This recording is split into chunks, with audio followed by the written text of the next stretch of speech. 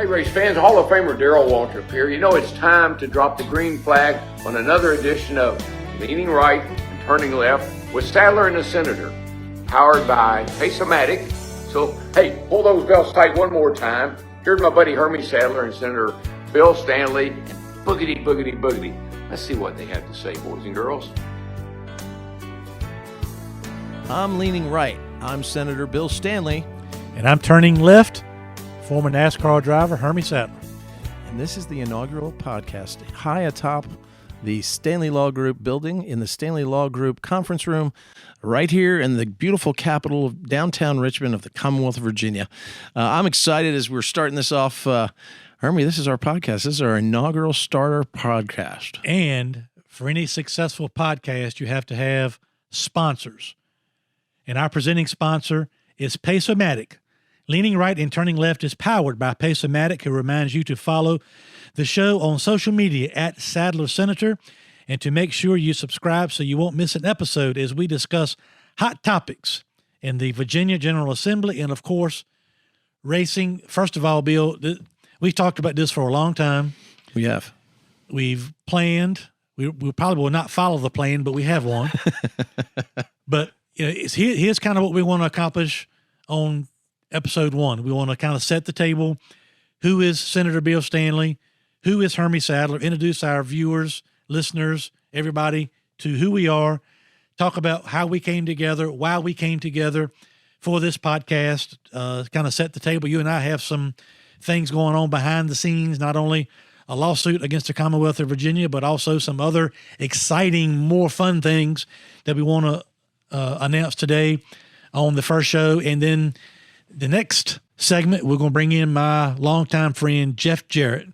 Our boss. Our boss, Double J with Podcast Heat, to bring him into the show to talk about Podcast Heat, what they're doing, what he's doing with his podcast, how they're going to help us launch and develop our podcast.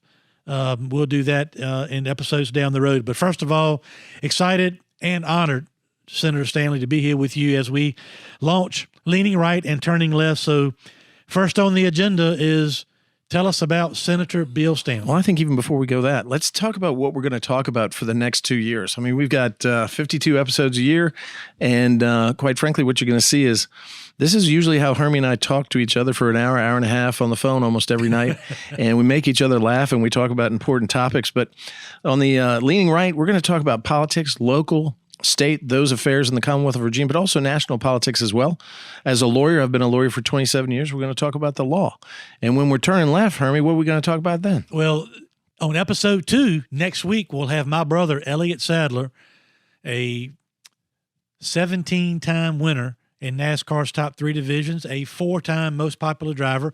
He'll be on next week. We're going to talk about the life and the career and what's going on after the career for Elliott Sadler. Then down the road, I've got a Rolodex full of NASCAR drivers. I've got country music superstars, actors, comedians, you name it. We're going to talk about everything related to politics, government, racing, and we'll throw in some entertainment as well. You and I both are going to open up the phone books and have some of our friends in all walks of life on Leaning Right and Turning Left. It's going to be a lot of fun. Well, your Rolodex looks like a big carousel. Mine is a pamphlet. So I know like 3 people, but I know you know hundreds, and so I'm going to really depend on you. It's one thing you've survived in your life. You got by with small things. And Rolodex being one of them, that's okay. You found a way. Already, right out of the chute, this is exactly what we do when we talk to each other on the daily basis that we do on the phone. But we want to, I mean, in the beginning, before we get into why we're here and what brought us to this point, tell us about your life and career. Well, Hermie, I appreciate the time and certainly appreciate this and really excited about this. I'm a little nervous. Never done this before. I know you've been an entertainer and certainly an analyst and Fox Sports broadcaster. As a state senator, we do a lot of interviews, TV interviews, radio interviews, but nothing to the extent of what this is. So when we're talking to each other, we want them to understand who we are, as you just said, and where we come from and where we are as people today, and certainly not only bring humor and insight to whatever today's topics are, but also really kind of give a person who might download this podcast, who we want to download this podcast, a reason to listen. And so my life is as follows.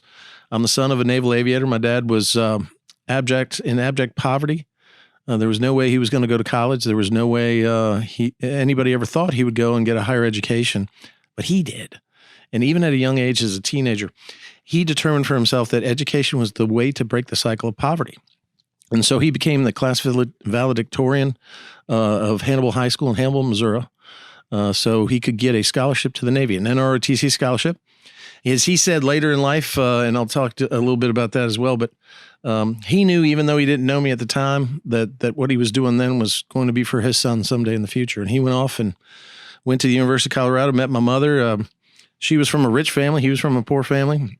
It was a perfect combination, and two of them got married, and he was fought in the Vietnam War, was an aviator, had a storied and highly decorated career as a Navy man. But the one thing that I always remember about my father is when he came through the door and he'd have those dress whites on and he took them off, he was just dad. He didn't bring home the military career with him. He didn't bring home the military the officer stuff. He was like Superman almost to me, and really was a huge influence in my life. Really pushed education. He was going to make sure that my sister and I were college educated and that we wouldn't have to go get scholarships. And so we moved around a lot. And back in the 70s, everybody's hair was long. If you've seen a picture of me, I've got blonde hair. Back then, everybody grew their hair out. And so when my dad would go on deployment, I would try to grow my hair long, but it only would come out in the form of a big afro, Hermie. Mm-hmm. So I looked like a big afro. That as we speak.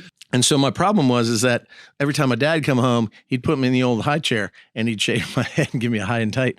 I remember one story, when you moved around, you were the nerd, the new kid in school and subject to being bullied. By the time you'd been there 18 months, you had become semi-cool. And then you'd move again because they were always getting deployed to different areas. And so it would start over and you would get bullied. And my father said to me, he said, when we move to the next place, you just find who the bully is and you walk right up to him and you punch him in the face. And I was like, really? He said, yeah, just do it because they'll never mess with you again. I did it. And back then they didn't suspend you. You were in the principal's office. And of course, the bully looked at me after I hit him and said, what'd you do that for? Because my dad told me. But I never got messed with. And it was an attitude that I carried through the rest of my life, that I wasn't ever going to let anybody determine my destiny, even in a new situation, that I was going to be in control of that. And so that was one of those early lessons he taught me. I remember when I had big blonde hair, my mom went out first day of school. We'd moved to Kempsville, Virginia Beach.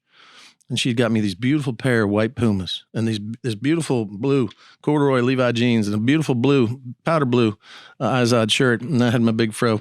And I walked up onto a bus and the first thing that Miss Nancy said was, ooh, look at you. You look like a little Q-tip.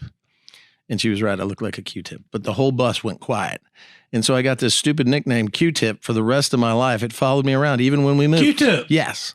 You didn't know that, did you? I just found that out. This is like confessional. Piece of breaking news on the podcast. This is like a confessional. Q-tip. So, moved around a lot. Got to Northern Virginia.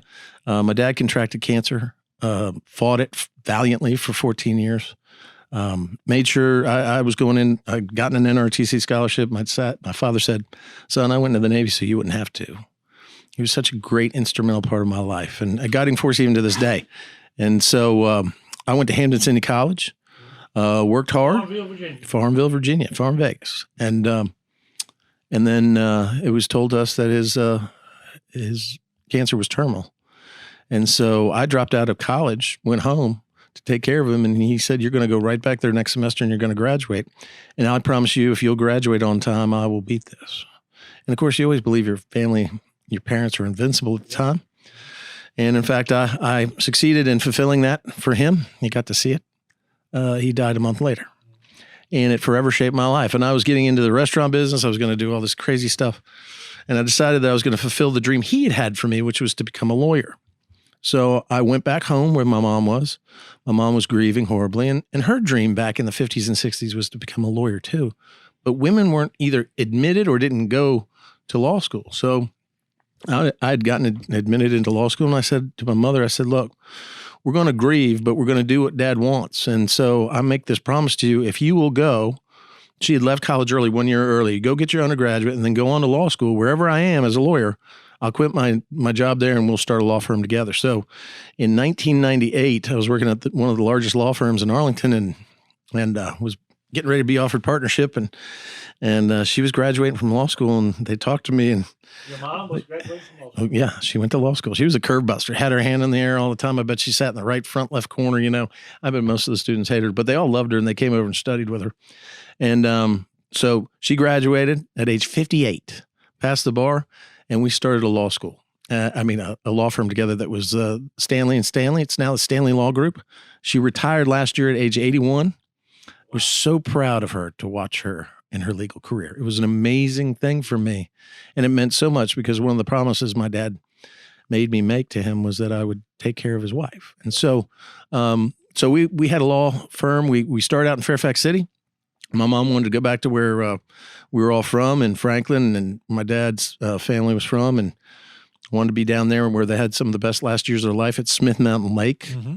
And beautiful area. Oh, it's great. I raced up at Martinsville just about every year for 20 years and spent a lot of time up that way. Beautiful place. Great fishing at the lake too. Yeah. You can go get a big striper 35-pounder and have the time of your life. And we opened a law firm there. Pretty soon she had managed to get every one of my employees to move down there that was in Fairfax. And so I had no choice but to move down there. And she was exactly right because Northern Virginia was growing. It was becoming something I didn't want to be a part of. And so we had the Stanley and Stanley law firm down there. I wanted to name the firm Stanley and Mom, but my mom said no because that would mean that her name was on the back of the door. Now, I thought it would be a great law firm name. She didn't want to be second fiddle. That's who my mom is, and that's who she was as a lawyer. So we started the firm down there. Had a great experience trying cases. Have always tried high-profile cases. One of the first cases I tried was as a young attorney for Gil Davis and Joe Camerata. We're going to have Joe Camerata on the show, on this podcast later in the episodes, but we sued on behalf of Paula Corbin Jones, William Jefferson Clinton, and secured a 9-0 Supreme Court victory. So that was the beginning of my law career before even Mom and I started. And so once you sue the president, everybody else is a little bit smaller. I was going to say, you fizzled out all the way down to Hermie Sadler. Hermie Sadler. So we'll talk about that too. Yeah. So I've always done high-profile cases. I've always, my mom used to say I'd be a lot richer if, I'd charge more, but, it was causes that really moved me because I really felt like I wanted to do the right thing with the gift that God gave me and the talent that I had. But we've ended up being very successful, God willing, and we will be continuing that in the future. But when I was down there, I helped a Republican win a sheriff's race that had never had a Republican in an elected local office in Franklin County when I moved down there. I was urged to become the chairman of Franklin County Republican Committee. From there, I became the chairman of the 5th District Congressional Committee. And then when the person who was the state senator in the 20th Senate District ran for Congress in the 5th District and won, I was urged by Virgil Goode and Ken Cuccinelli, who was the Attorney General of Virginia at the time, and Virgil was a congressman, to run for the state Senate seat. And so in 2010, I won a special election. Actually was elected the night that General Assembly starts in January. So I had to drive up there at night. I carted my mom up there because I wanted her to be there and hold the family Bible. We get in there like 4 o'clock in the morning. We're in that great, majestic Senate chamber, which you were in, and we had so many great things that went on today. And I put my hand on the Bible, took the oath, and they always taught us to be humble. And for some stupid reason, and I hope they're going to bleep this, but I'm going to tell it like it is because it always guides my life. I took the oath. I looked down. You got the governor, lieutenant governor, attorney general. You got all these big wigs. We're in this big chamber. And I mistakenly said to my mother, aren't you proud of me? Your son's a state senator now. And without missing a beat, she looked up at me holding that Bible and said, don't f it up. Wow. And that's how I live my life in politics. That's pretty good advice. I don't want to F anything up. I don't want to mess anything up. I always understand that this is an obligation, a job. So I've been luckily defeated. I've been a state senator ever since. I defeated a long-term incumbent when they said I couldn't win. We got the majority back, and I've been the majority whip and now the minority whip for the Senate Republican caucus ever since. I've written 100 bills that have become law in the Commonwealth of Virginia, and which is really exciting because you can really, really make a difference, Hermie Hermie. You can really, really make a difference as a state senator, Hermie. And we'll get to Positive that later. and negative. Mm-hmm. Yeah. But you can, and that's really what I think it's all about. Some people come down here and like to be called senator or delegate. I always like to say my mother did not name me senator. She has a couple of names for me that I'm not going to go over, but that's not how I treat it. And it's a real privilege and honor to serve here. And you meet great people and you meet great citizens, and they have great ideas, and you can really change somebody's life. And you're going to hear a lot from me, what my dad left me with, which were his sayings. One of his was when I came whining to him and I said, Dad, I want to be great at something, but I can't change the world. And he said, son, if you're great at something and what you do changes the life of somebody else, then you've changed their world. And if you change their world, you've changed the world. And I've always taken that to heart, both as a lawyer and a senator. And to this very day, that's how I carry myself in the privilege and honor of being a state senator. So now you know everything about me. I just did in 10 minutes. Yeah. And now I want to hear about you. I learned a lot myself, and I know we laugh, joke, and we will talk a lot about different things, livelihood, and joke with each other a lot. But that is a very, some great stories. I admire you even more listening to what you're. Seriously, I know we joke a lot, but we do joke a lot. We do joke a lot, and we will joke a lot. Yes, but that's a great stuff, and honored to be here with you on this show. As far as me, I grew up. My family was in the petroleum business. My grandfather also in the automobile business, so that fueled early on mine and my brother's love for racing. My dad never drove a car, but owned race cars that raced on dirt tracks and asphalt tracks all across the Mid-Atlantic region of Virginia and North Carolina. I started racing go-karts when I was about 9 years old, and then went from there to late model stock car racing to got my first break in 1993, driving for Don Beverly on the Busch Grand National Series.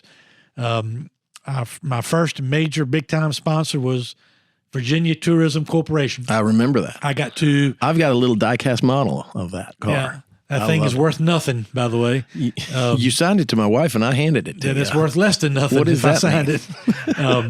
But what an honor it was for me at that age to be, not only competing in the Busch Grand National Series, but be competing and have my sponsor be the state that I live in, the Commonwealth of Virginia. Right. So we promoted Virginia tourism, the mountains, the beaches, and everything in between as I traveled the Busch Grand National Series circuit. Went on from there to drive for, I had my own team for several years with sponsorship from DeWalt Tools. Was eventually a teammate to my brother, Elliott Sadler, in the Busch Grand National Series. As we mentioned, we'll have Elliott on episode 2 next week. Look forward to that. Then off and on, part-time in the Cup Series for years, never full-time in the Cup Series, but ran limited events just about every year, and then kind of parlayed that into a 16-year career with the with Fox Sports.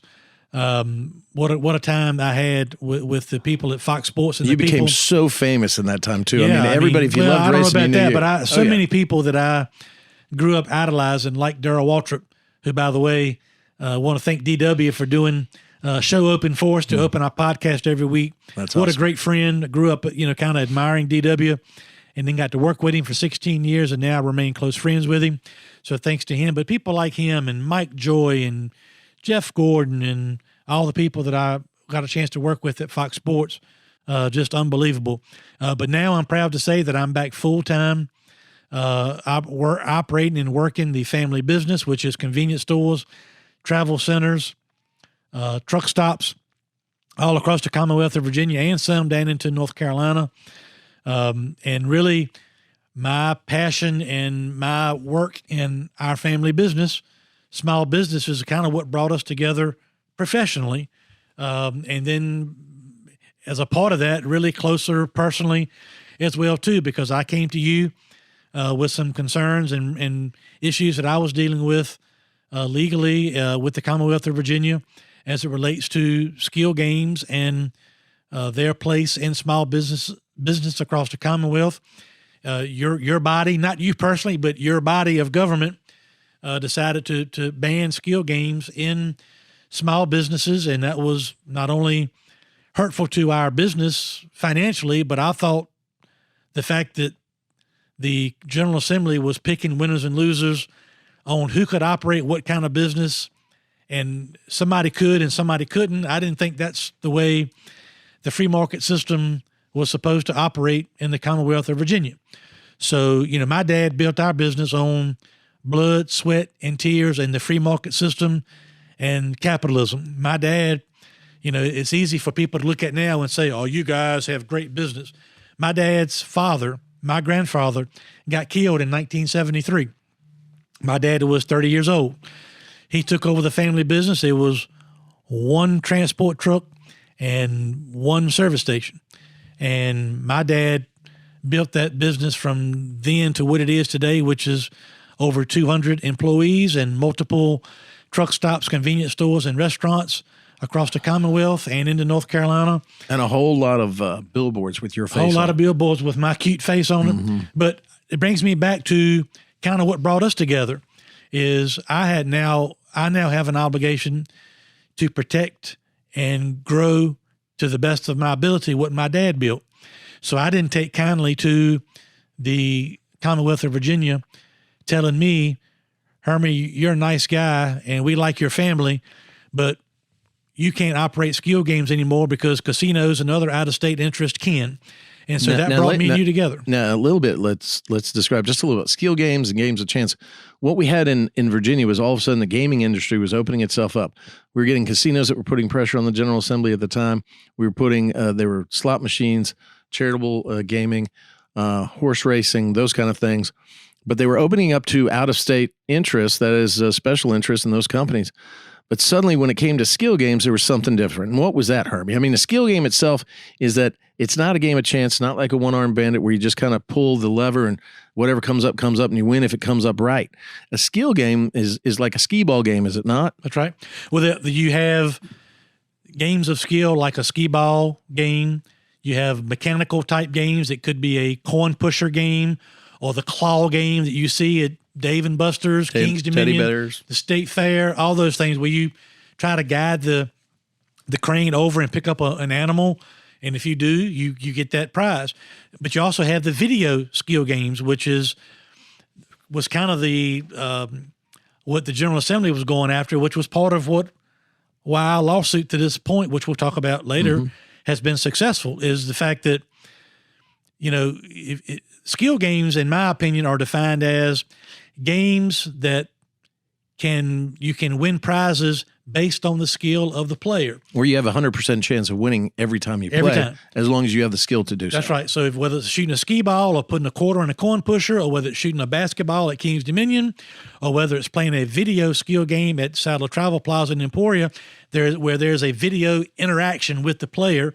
And the better that you play, the longer you play, and the more you have a chance to win. Well, that sounds like Miss Pac-Man or Galaga. Is that what you're saying? Same thing. Because it takes your skill to get same concept. Okay. And so that's what brought us together in this lawsuit is we've operated games of skill in some fashion at our truck stop in Emporia since the mid-1980s. And it's always been fine until the casinos and their lobbyists and their special interest and their money and power started to come in and say, hey, we want to come to Virginia, but by the way, when we come into Virginia, we want these skill games gone out of all these stores like the Sadlers, and we just didn't think that was right. Well, and not only that, though, like you said, you've had skill games in your stores since the 80s. Skill games have been legal since colonial times here in the Commonwealth of Virginia.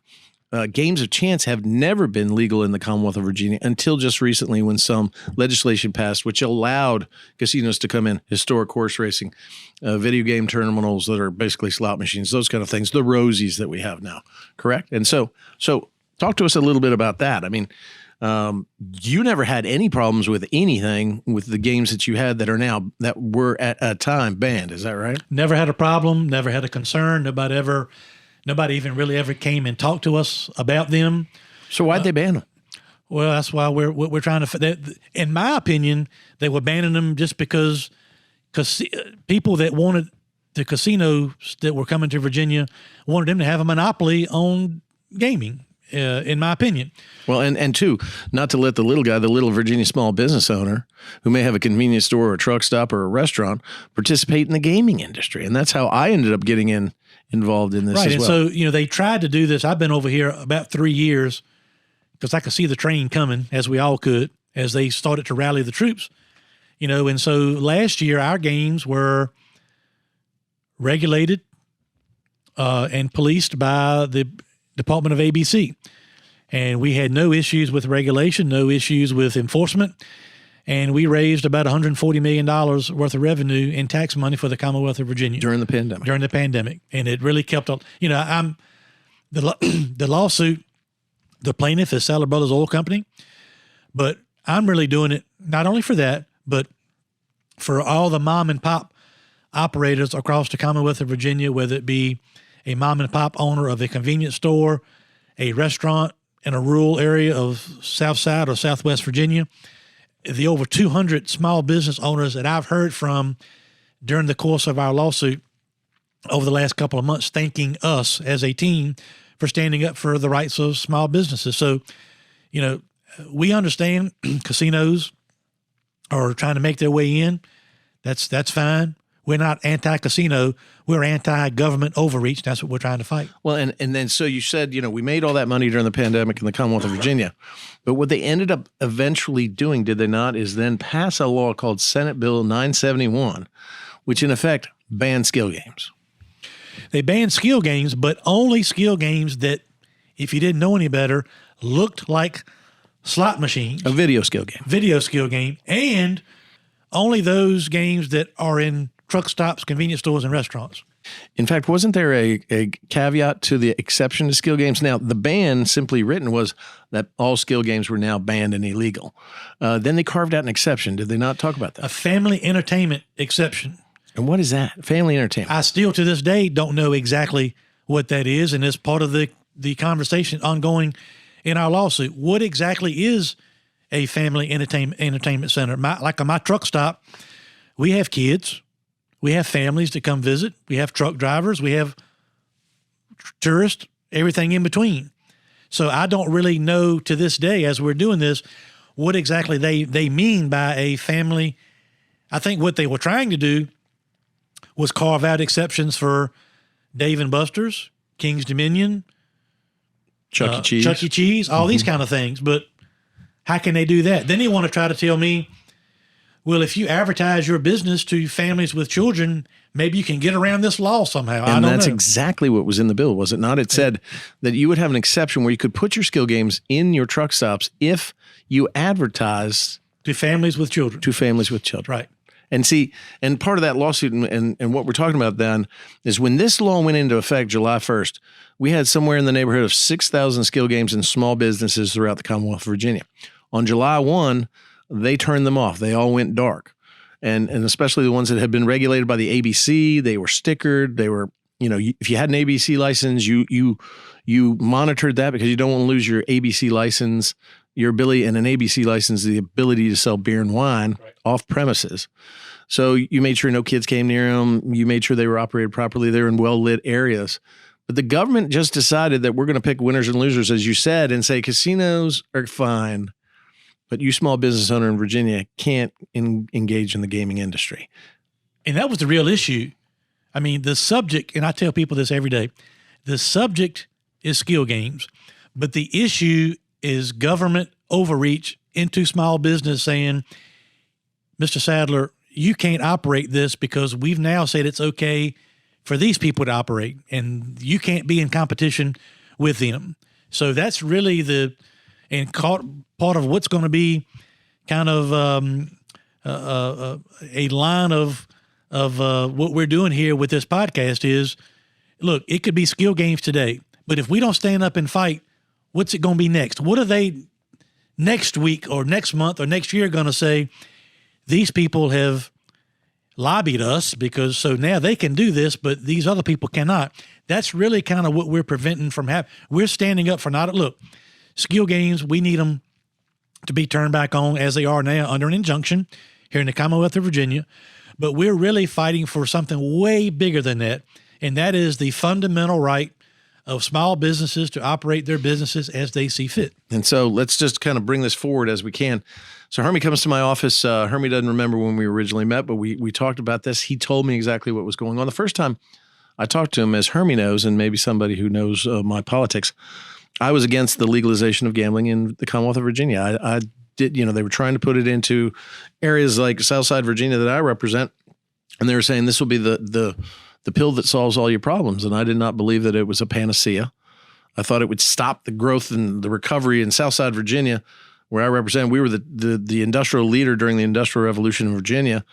We watched all our jobs go away with North American Free Trade Agreement, NAFTA, and CAFTA. Then they told us we couldn't grow tobacco. And they took a robust economy because what the government said, the government told us, and they took it away and they sent it overseas. And so then they come in and say, well, skill games or casinos will be your panacea. So I wasn't for it, and I've never been for gambling. But when you came to my office, my Senate office, after listening to him, it was a compelling story. Because, wait a minute, why is it okay for this out-of-state corporation to do this? But why is it not okay for Hermie Sadler to do this? Why can't he be a part of this gaming industry? And for me, I may be against casino gambling, but I'm against unfairness worse, especially when the government is the administrator of what is injustice. And that's really what it comes down to in my mind, this was an injustice. And so, we did everything we could legislatively, but that Senate Bill 971 went into effect in July. About June, you and I got together and we sat down, and I think we had a cocktail. We did. All three. Was it three? And we do some of our best work when we do indeed. And coming on a podcast session soon, Senator Stanley and Hermie try to safely catch a mouse in Bill's condo in Wintergreen with a colander and a pot. Film at 11. Yeah. And we decided right then and there, because, I said, look, this is just unfair. Why don't we sue? Because I thought the law itself was unconstitutional because it was picking winners and losers. 2, it was vague. And 3, it impinged your free speech. That is to say, the government was saying, Hermie, as a business person, you can advertise, and advertisement is free speech, but only if you conform your speech to what the government finds to be acceptable. And that's a constitutional violation. Whether you're a corporation or an individual, you have a right to speak your mind.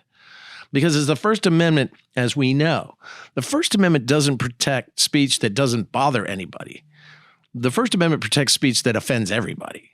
But when it comes to businesses, that if you're allowed to operate your business, you're also allowed to market yourself, and that is free speech in and of itself, and the government was telling you how to market yourself.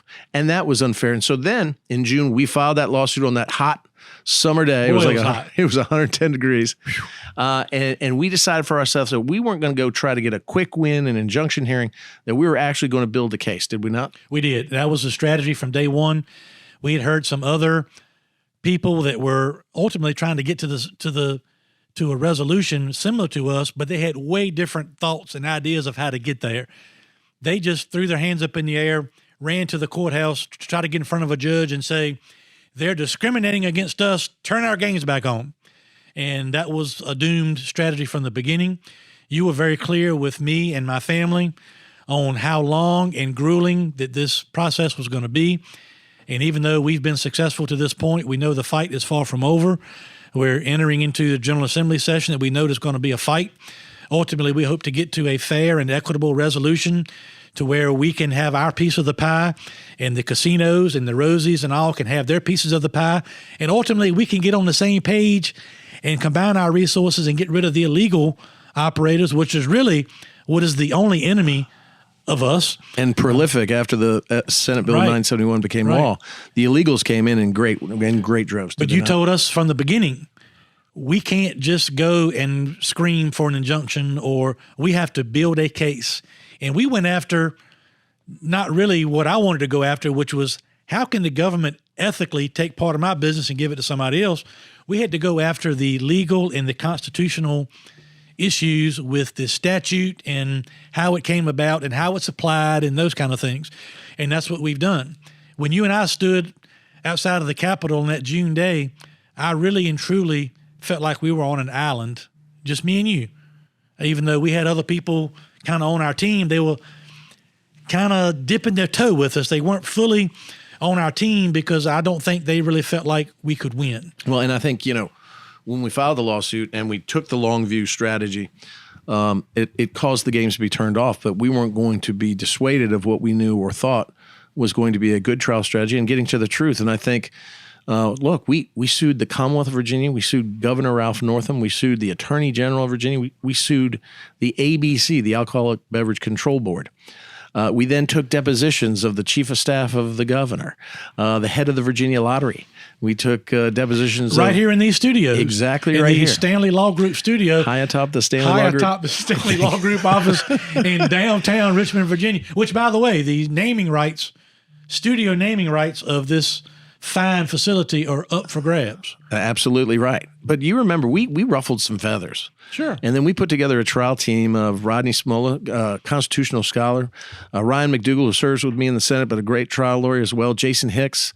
I wanted to put together the legal dream team that would function as trying this case in that injunction hearing, which we then had just not too long ago in December, but even before we got to the injunction hearing where we were granted the injunction, what did Virginia do when we filed the lawsuit? They obfuscated. They delayed. They wanted to do anything but answer it or participate.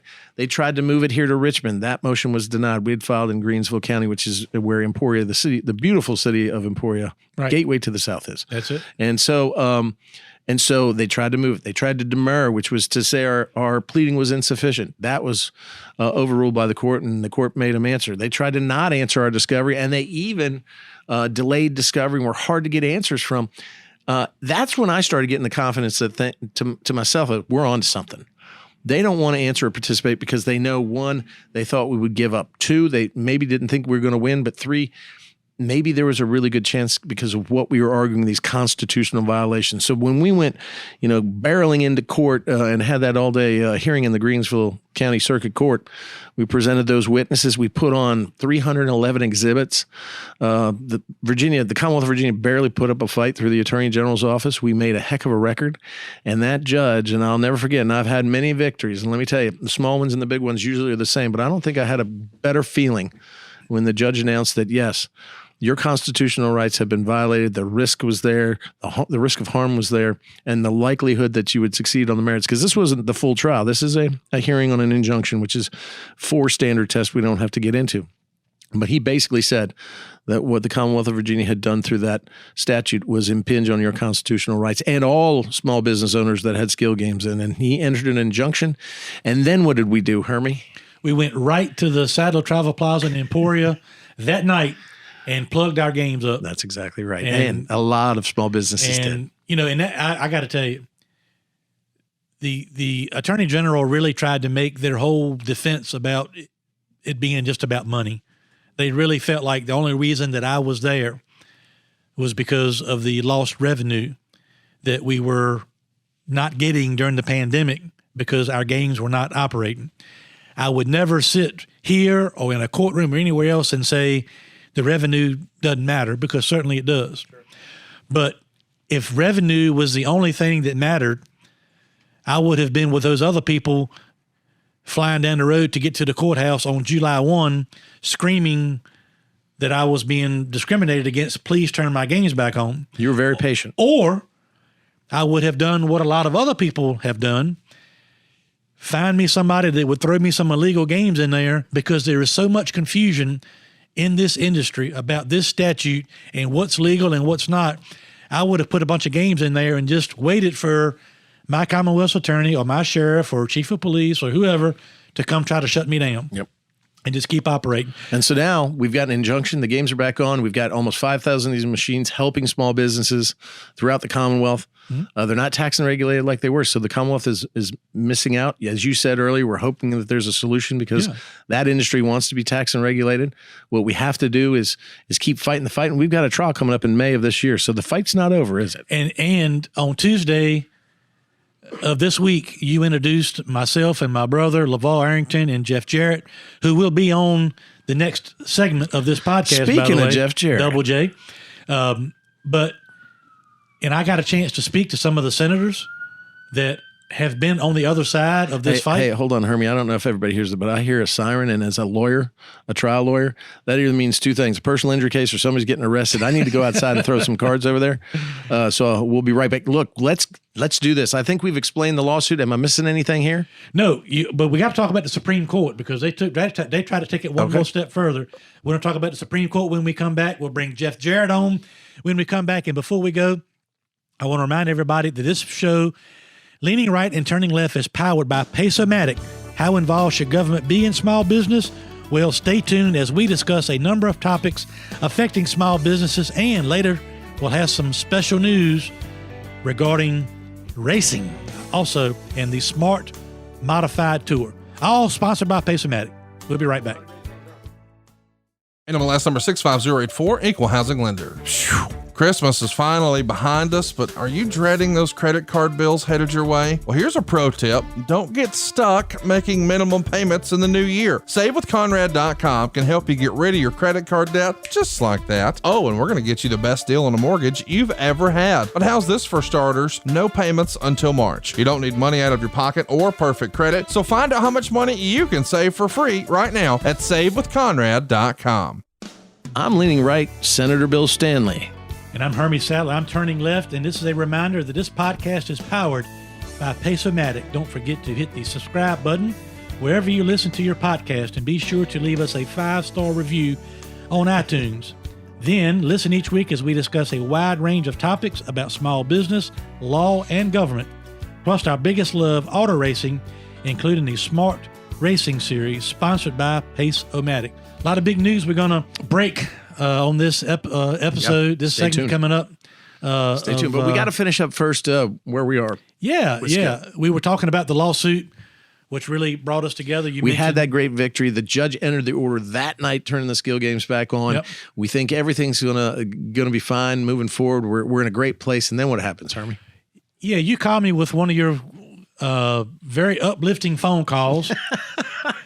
About 2 weeks after we get the injunction, you call me and say, well, first of all, about the week after we got the injunction, which would have been about mid-December, your mindset or your feeling at the time was you did not think that the Attorney General's office would appeal this decision To the Virginia Supreme Court. Supreme Court.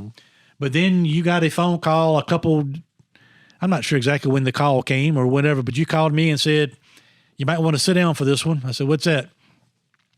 You said that the Attorney General's office had decided to appeal our injunction to the Supreme Court. And then it continuously got bigger because you said not only is the Attorney General appealing this injunction, Rosie's is finally coming out of the closet. Mm-hmm. Pulling back the curtain. They've been kind of pulling the strings behind the scenes of how gambling was being handled in the Commonwealth of Virginia. But they came out front and said, we're here now. We're not hiding anymore. They were supportive of the Attorney General appealing this injunction, as was charitable gaming interest, as was Senator Janet Howell, as was Senator Tommy Norman. And those were the two authors of Senate Bill 971. So they filed, so when you file an injunction and appeal, you file the petition, and at the same time, they can file what's called amicus briefs, a friend of the court, that they can offer some kind of insight that will help the court, assist the court in overturning our injunction. And as you said, it came from the Colonial Downs, which was Rosie's. It came from charitable gaming. They were a week late. They were very tardy. But it came surprisingly from Senator Janet Howell and later Senator Tommy Norman. Senator Tommy Norman is the Republican caucus leader, my leader. I work for him. I'm his whip. And they appealed. And we were shocked. I was heartbroken, but at the same time, I was motivated. Yep. And what did I tell you that you had to do? Well, you kept telling me to trust the system. Yes, sir. But not being on the inside, the only thing I could keep thinking about was, why else would Senator Tommy Norman and Senator Janet Howell put their names publicly in support of overturning our injunction that's going to hurt so many small businesses? The only way that I could think they would put their name out there publicly was to put their finger a little bit on the scales of justice. But that's not how it works. works, Tommy. I know it seems that way, and of course we see that on TV a lot, and there is probably things that do happen in government. I mean, government's not perfect, but I trust in the system of government we have in the Commonwealth of Virginia, especially the Supreme Court of Virginia, and especially the legislature. I mean, you don't win all the time, but you don't lose. But it's a transparent process, and we're not full time. Right. We're not career politicians. We have real jobs. We go home to our districts. We know what our lives are, and so I always believe not only in our argument in the First Amendment that protection, that this law was unconstitutional against small businesses, but I also believed in the process. And when I said to you all the time, you got to believe in the process. That when they reviewed the voluminous record, the record that we had created in the lower court, that they were going to find that we were right and they were wrong. And so what happened? Well, the next phone call I got on that issue was, I was really hoping, to your point in the last segment, to enjoy my holidays, the Christmas, the New Year, all that. And although I tried my best, I can't explain to people how stressful. I feel like I've had the burden, of the whole Commonwealth of Virginia on my shoulders. Small business, you have. You've been the standard bearer. I've been carrying it around for 6 months. Right. 7 months. But you finally called me about a week ago, maybe 10 days ago, and said, quite simply, we won. And that was major because the Supreme Court really validated everything that the circuit court judge had ruled on our case from the beginning. And it happened just before the beginning of General Assembly session. Right. And now, as we hurtle into General Assembly session, as you said earlier, we have an opportunity perhaps to fix it all. Mm-hmm. And that is to allow skill games to be a part of the Commonwealth of Virginia's gaming industry, allow small businesses in the Commonwealth of Virginia to participate in the gaming industry. I want to just make sure that everybody knows ethically, because I've represented you against the Commonwealth of Virginia in these issues, I can't vote on these issues. I must abstain for ethics, and I'm not going to ever violate my ethics. But at the same time, I'm going to advocate for you here in the General Assembly and for every small business owner throughout the Commonwealth, even my district, outside my district, that ultimately we need to find a resolution that's going to kick out the illegal gaming, that's going to tax and regulate legal gaming and allow small businesses to participate. It's the only thing that's right and just in the world when it comes to this stuff. And that's ultimately what we want. I've said it 100 times as I've talked to people during this process. I'm not anti-casino. I'm not trying to infringe on other people. I'm anti the government overreaching into small businesses and saying, y'all can't operate anymore in this field because some new dance partners have shown up and they have more power and influence than you. And I don't trust the government either, but I'm a part of the government, so I work within that process. Right. But I believe that the power is first with the people, and government overreach can occur, and it has occurred here, and we're stopping it, and that's why we're fighting. And ultimately, where we want to get to, just so people understand, all we're asking for, all we're looking for, all we're hoping for is that we find some common ground and get a fair and equitable tax and regulation system in place. Yep. That's fair for skill games. Yep. And the little guy. And the little guy. It's fair for casinos. It's fair for Colonial Downs. Then, hopefully, we can all get on the same page and unite, believe it or not, and get rid of the illegal actors and games that are operating right now. Amen, Brother Hermie. In this Commonwealth of Virginia, that's the real enemy of all of us. That's correct. We've had a lot going on and we've done all that. But ultimately, that's what really brought us together with this podcast. We're talking about the lawsuit, but we really want to use this lawsuit for many platforms, one of which is law, politics, racing, small businesses in Virginia, which are the backbone, especially for places that I come from and the areas that you represent in Southwest Virginia, Senator Stanley.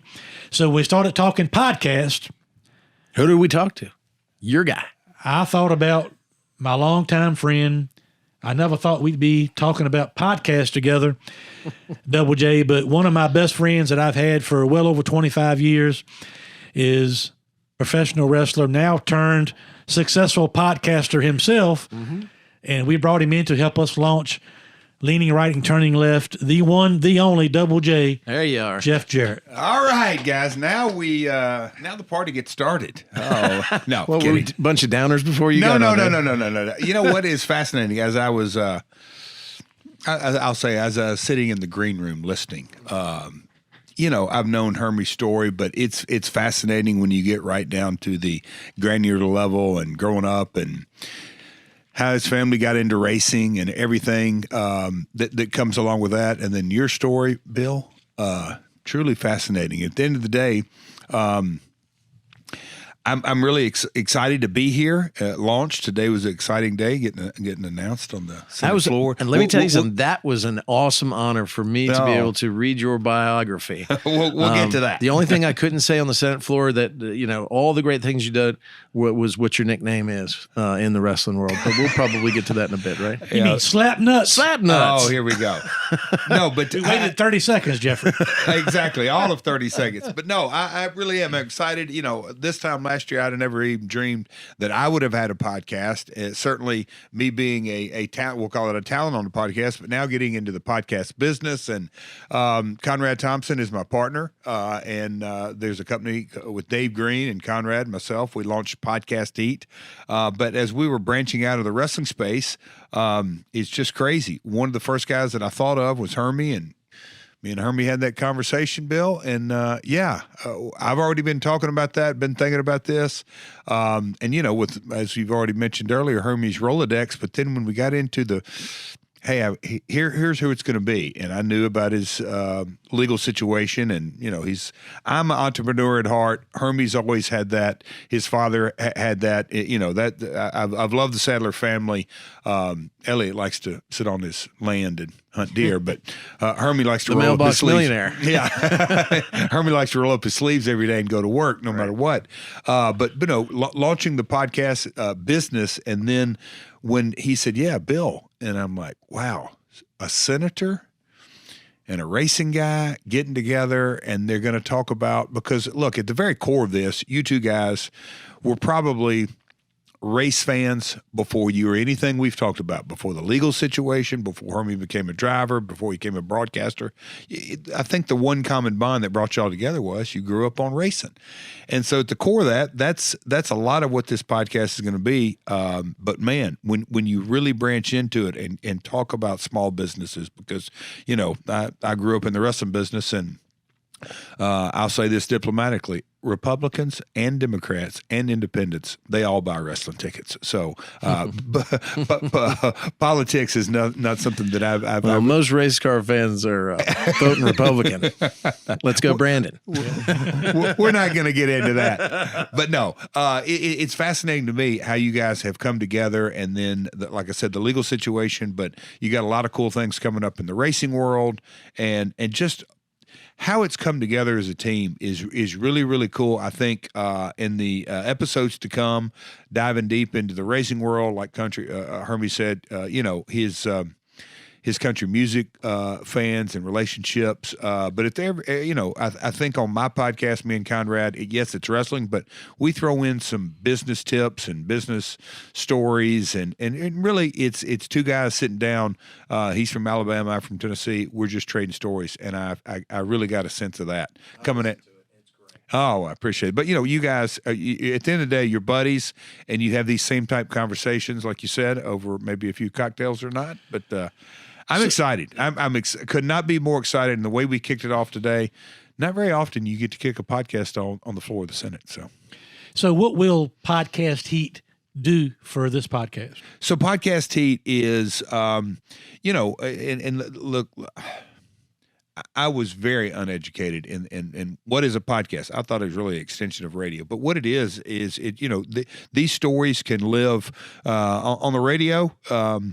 You hear a song, and then more than that, a commercial. It's over and done with. The podcast episodes that you guys put together, they're going to be around this time next year. And so, like next week when you have Elliot on telling his story, people could go back 2 months, 3 months at a time and listen to it. But Podcast Heat is I'll call it a 360 podcast agency, from the social media component to the distribution of it, the PR side. side of it, spreading the word of it. But, at the end of the day, you guys are going to be a part of news. A lot of times you're going to be creating news, but also, to the race fans, we're going to go be able to let the race fans, hey, you want to hear a story about the Wood Brothers or Ray Evanham or, whatever it may be. You may get Phil Vassar on here. But Podcast Heat is a full service podcast agency that takes care. What we really are going to try to do is, and this is what I like,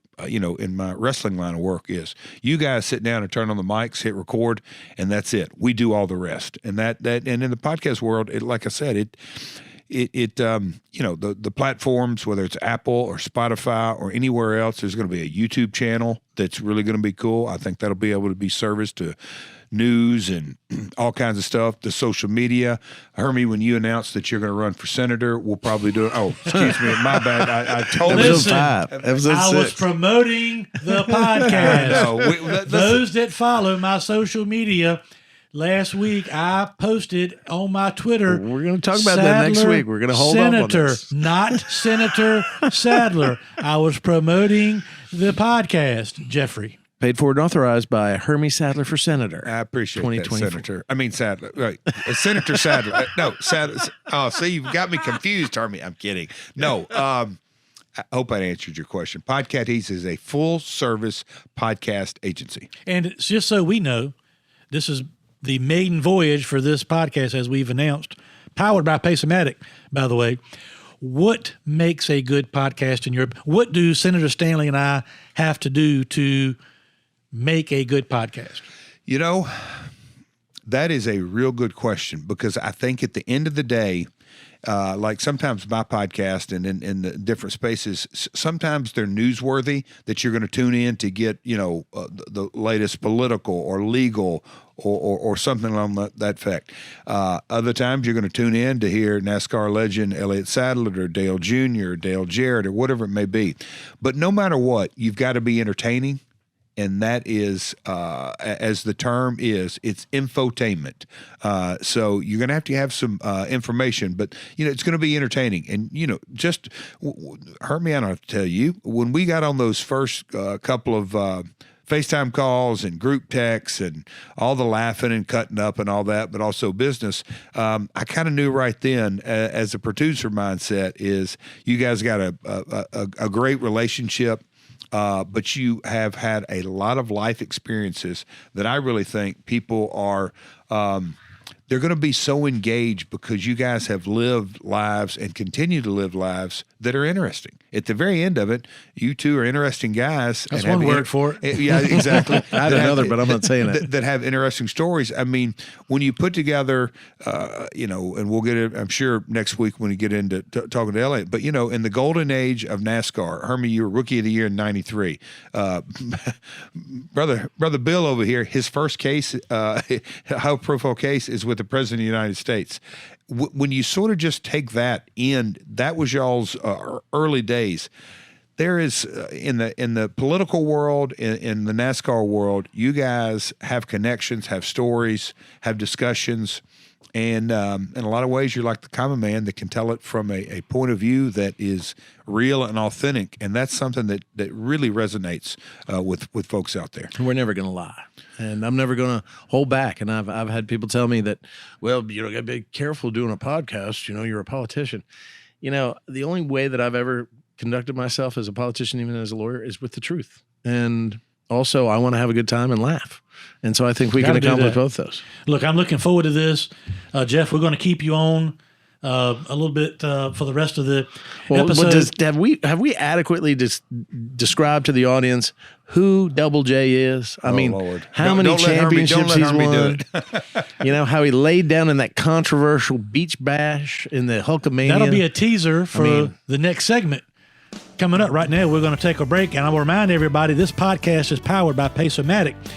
Don't forget to hit the subscribe button wherever you listen to your podcast and give us a 5-star rating on iTunes. Then listen each week as we discuss a wide range of topics about small business, law, and government, plus our biggest love, auto racing. We got a big announcement coming up next segment about some racing, and we'll also dive a little bit deeper into the career of Double J.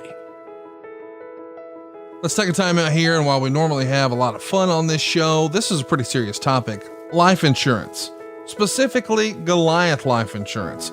Let me give you a pro tip. We're all going to die. So before you get a visit from The Undertaker, think just for a second about what would happen if your family stopped having your income tomorrow. With life insurance from GoliathLife.com, what we're really talking about is protecting what you've worked so hard to provide for both you and, more importantly, your family. You see, life insurance isn't about you. It's about those who matter the most to you. Sure, you do a great job taking care of them now, but who would do that if something awful happened to you? I just lost 2 friends in the last year and a half, one 42 with 2 kids, the other 46 who left behind a wife and 3 kids. Thank God they had insurance. And hey, I hear you. Nobody wants to think or talk about life insurance. But think about this. You might not get in a car accident, but you have auto insurance. You might not get sick, but you have health insurance. So we'll protect our car, and we'll even protect ourselves from like crazy medical bills. But will we protect our family? That's what life insurance means to me. Peace of mind. GoliathLife.com streamlines the life insurance purchase process by allowing you to get quotes from more than 20 carriers all at the same time and at the same place. GoliathLife.com. You'll do a fast and easy application and have multiple quotes within minutes. And oh, by the way, GoliathLife.com has solutions for every budget. And maybe best of all, you pick your terms and payments at GoliathLife.com. Once you pick your price, you can start the online application immediately. And check this out. You can even schedule the medical exam to happen in your home. You don't even have to leave the house to do this. And yes, I have done this. They sent someone to my office. It was fast, it was easy, and it was unlike anything I expected. I got to skip the phone calls, the paperwork, and the crazy invasive conversations, and even the multiple visits to the doctor's office that we all hate so much. GoliathLife.com makes buying life insurance simple. GoliathLife.com promises no hidden fees, no upsell, no hassle, hell, not even a phone call. GoliathLife.com is life insurance in your hands, on your time. Get multiple quick quotes right now from the comfort of your own home and begin your application in a few easy clicks right now at GoliathLife.com. I'm leaning right. I'm State Senator Bill Stanley. I'm Hermie Sadler, and I'm turning left, and this podcast is powered by Pace-O-Matic. How involved should government be in small businesses? Well, stay tuned as we discuss a number of topics affecting small business, and coming up later on this episode, the Smart Modified series, that we've got some big news. We do indeed. This is the final segment. This is the final and segment. This has been very exciting, and already I think we're doing all right, don't you think? Before we get to our big news, did you have any other questions about the life, the history? Oh, don't get him started. Of Jeff Jarrett's wrestling keep it career. We clean, got to put that in. AKA Slap nuts. slap nuts. Now, Can I ask you a question? Just flip the turn. sure, Yeah. sure. Usually in a court of law, when they do that, the witness does that. I said, no, I get to ask the questions. You have to answer them. But go ahead. I had to do litigation last year, and Who was your lawyer? Let's not get into that. Well, you know who your lawyer is now. The You- Stanley Law Group. There you go. High atop the Stanley Law Group building here in beautiful downtown Richmond, By the Virginia. way, we are looking for a sponsor on the naming rights to this fine facility. But if we don't, I'm going to keep staying in the Stanley Law Group. You know what? Let's let the listeners know, because they may or may not have seen it on social media a little bit. But can you give the listeners kind of the setup that we're on the Senate for today? It's not the opening session, but number 2. This is actually 1, 2, 3. This is our 5th day of a 60-day session. We come in part-time, 60 days every year, sometimes 45. We do all of our legislation very quickly. We have great debates. We go long into the night. But every time at noon, we go into the Senate floor, the historic chamber. And as we get our day started, we have what's called the morning hour, where the president of the Senate, who is our lieutenant governor, who is Winsome Earl Sears, historic election. Got a picture with her today, man. It's awesome. First African-American woman ever elected into such a statewide office, and she's leading us. She's a Republican. She's an amazing, amazing person, has an amazing history, and it's going to be so much fun for the next 4 years having her lead us. And so every morning, the president then in the morning hour allows all of us to stand to recognize those that may be in the gallery. We stand and we rise for the purposes of an introduction. And I told her right before we went on, I said, I've got 4 very important introductions. Four, folks. If you're It's a listening. record for me. And it was a wow. record for me. And let me tell you, I've worked on a lot of speeches. I worked on a lot of legislation. I've never sweated as much as I sweated writing the intros for you, Hermie Sadler, Elliott Sadler, and LeVar Arrington. That was cool for me. I got to sit next to all LeVar. pro linebacker, newest member of the College Hall of Fame, LeVar Arrington. And hopefully we're going to get him on this podcast. Yep. But one of the great things is because, look, I read the announcement of Hermie Sadler's bio exactly as he wrote it.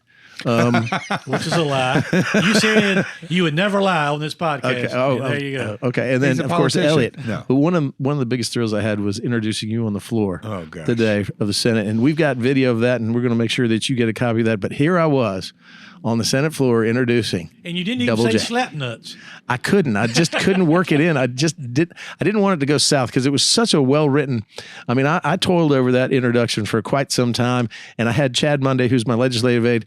We were going through your whole history, and I was watching what the stroke, your signature move. I said, Yeah, did you yeah. have a signature move? And he goes, yeah, you did. It's called the stroke. And I said, well, what did the stroke look like? And it was quite an impressive little thing you did there.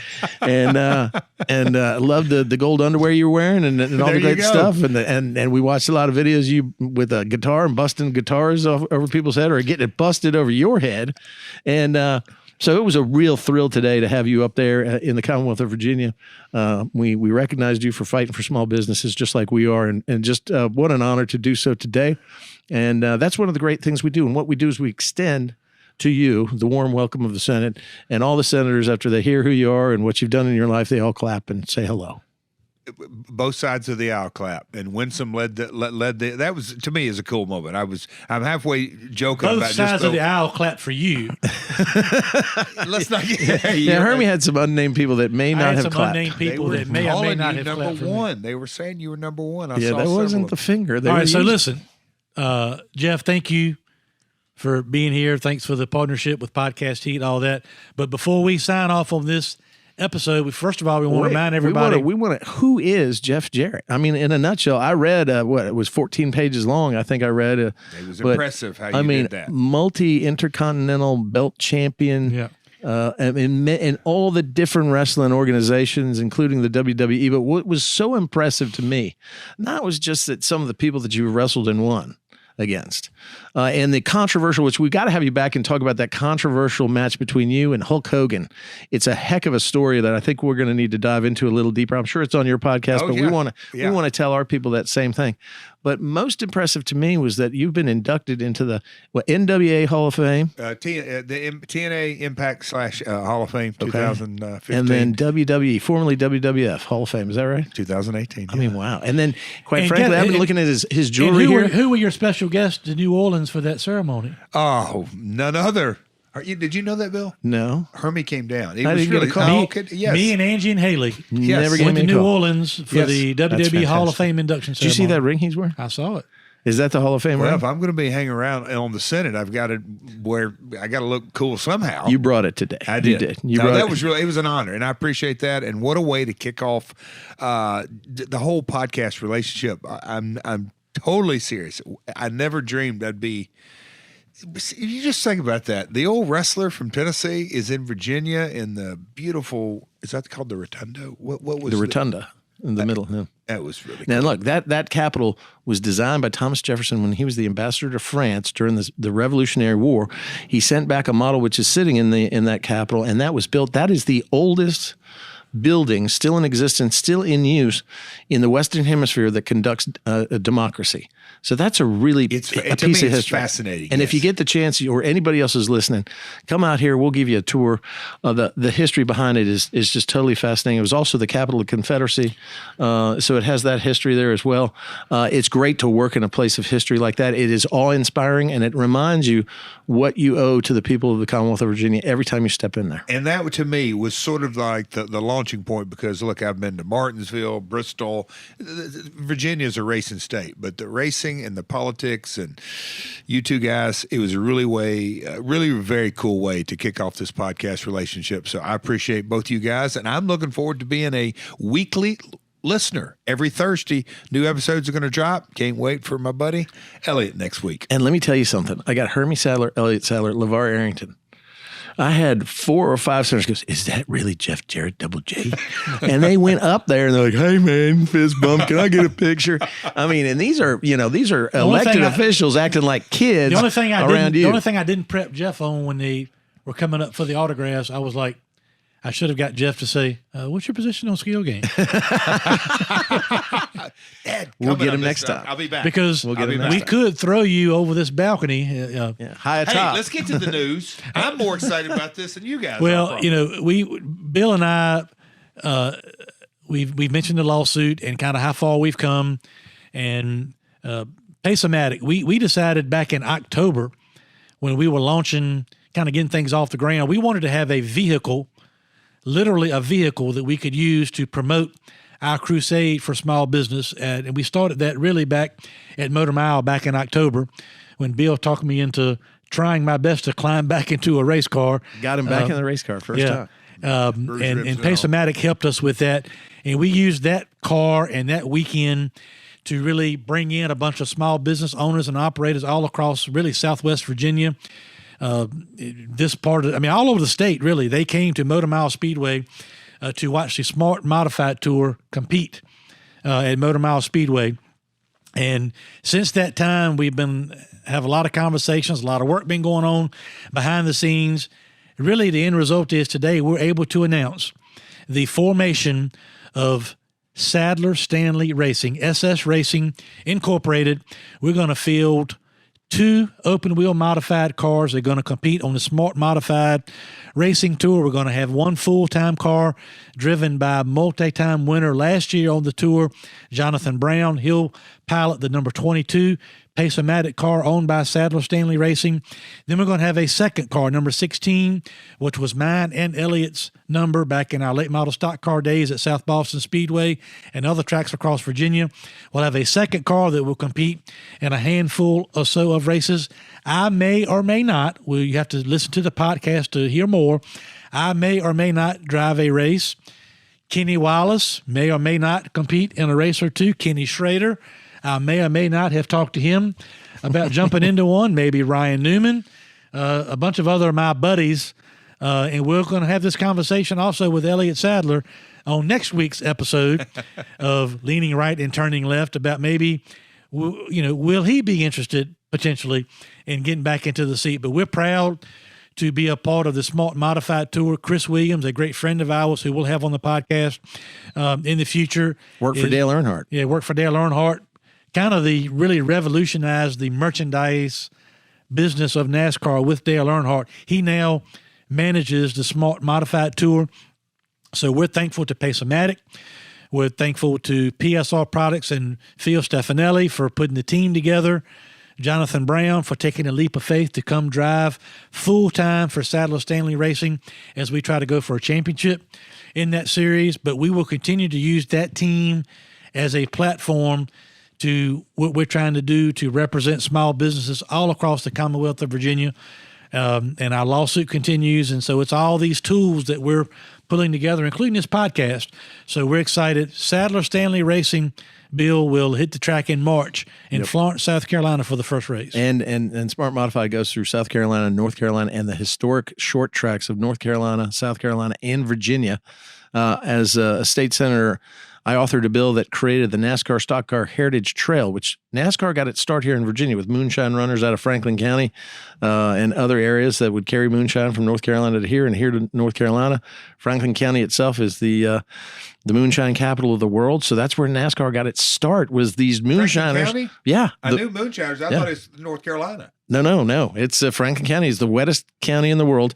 And actually that's these guys that we would run rum and up and down the highways would then came together. And that's how NASCAR got started, because they wanted to race each other and see who had the faster car that could outrun the state troopers. So we started a NASCAR Heritage Trail through the Virginia Bureau of Tourism. Of course, Hermie's been a great sponsor and supporter of tourism here in Virginia. But what we really want to do is highlight these short tracks. These short tracks are in small communities that depend on that kind of revenue and income, those small businesses around them. Plus, we want to save and restore and keep those short tracks being a part of this, because that is the grassroots racing. That's where racing started. And, as we'll talk about how NASCAR has progressed, we really need to reinvigorate love of that sport with the fans. And the best way to do it is to go to your local track and see Jonathan Brown run and our At the team grassroots level, and legends like Hermie and maybe Elliott and somebody else running. Let's put butts in the seat. Bobby Labonte's in that series. Bobby's in it. Yeah. I've got an idea, Hermie. Let's hear it. You're talking about the grassroots. Let's let's get communities involved. Why can't we have a grassroots wrestling tour alongside of Zoinks? I like it. That'd be great. Hey, guys get their starts in wrestling in independent promotions. JB Cole, who is the flag man and one of the helps the director Chris Williams, is a wrestler. He wrestled on AEW last week as in a tag team match. Well, here we go, Cole, folks. Yeah. I smell collaboration once again. See, every time we get together, we have some idea that turns to gold, and we actually act on If you it. smell, I can't do that. But that's exciting, and look, we want to really revitalize these communities. Say thank you to these communities. Keep these tracks.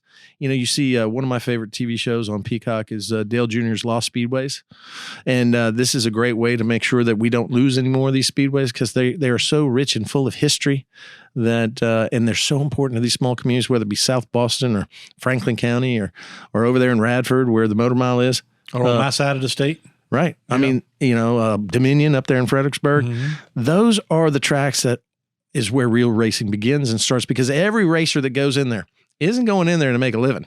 It's because they love the sport. They love the sport so much. I love it. That they'll spend their whole week getting ready for it and their whole weekend racing it. So you can watch out for more information on Sadler Stanley Racing. We'll get information out as we go. Jeff, thank you so much. This has been fun. It's going to be fun. Yes, sir. Look forward to working with you and Dave and everybody at Podcast Heat. And I'm sorry, Hermie. He's my new best friend. There you go. Yeah. So Jeff Jarrett, my new bestie. New Let's bestie. get out of here. Let's go eat a steak. Yeah, let's get out here and eat. Next week on episode 2, Elliott Sadler, my younger and more famous brother, will be joining us. And better looking. And better looking and richer. All those things. He'll be with us next week. I want to take one more opportunity to thank Pace-O-Matic. Leaning Right and Turning Left with Sadler and the Senator is powered by Pace-O-Matic, who reminds you to follow the show on social media at Sadler Senator, not Senator Sadler. Or Sadler for Senator. Senator. Oh, boy. And to make sure you subscribe so you don't miss an episode as we discuss hot topics in the Virginia General Assembly and, of course, racing. And today, proudly so, a little bit of wrestling as well. And thank you guys for listening. I hope you listen to episode 2. I'm sure it's going to be wild. And we've got so many ideas and so many great guests coming on. So many things to talk about. We can just do this almost every day and never run out of information to give to you. I'm Leaning Right, Senator Bill Stanley. And I'm Hermie Sadler. I'm Turning Left, and we'll see you next week.